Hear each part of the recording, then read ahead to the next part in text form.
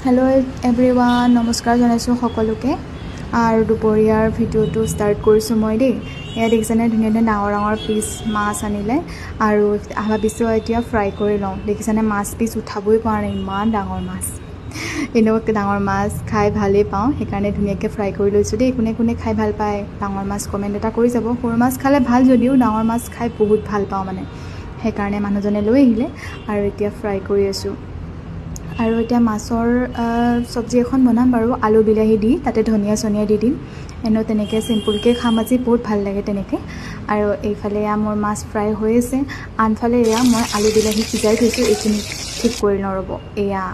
মোৰ মাছৰ তৰকাৰী পূৰা ৰেডি হৈ আছে আৰু এতিয়া মাছখিনি দি দিম আৰু অকণমান উতলিলে এয়া উতলি আহিছে আৰু লাহেকৈ মাছখিনি দি দিম আপোনালোকে কি কি খাইছে আজি দুপৰীয়া সাজত কমেণ্ট এটা কৰি জনাব আৰু ভিডিঅ'টো কোনে ক'ৰ পৰা চাই আছে কমেণ্ট এটা কৰিবলৈ নাপাহৰিবচোন মোৰো মন যায় দিয়কচোন আপোনালোকে মোৰ ভিডিঅ'বিলাক ক'ৰ পৰা চাই থাকে আৰু কমেণ্ট কৰি যাব আৰু পাৰিলে ভিডিঅ'টো শ্বেয়াৰ কৰি যাব তেতিয়াহ'লে এয়া মোৰ দুপৰীয়া সাজ ৰেডি হৈ গ'ল কথা কওঁতে মোৰ ভাত বনাই হৈয়ে গ'ল দেখিছেনে বাৰু এয়া ৰেডি হৈ গ'ল এতিয়া আৰু থালিখন বাৰু পিছত দিম আৰু এইফালে এয়া মাছৰ কণীও ভাজি আছিলোঁ এইফালে এয়া মাছৰ কণী ইয়াতে দিম আৰু মাছৰ কণী ভাজিম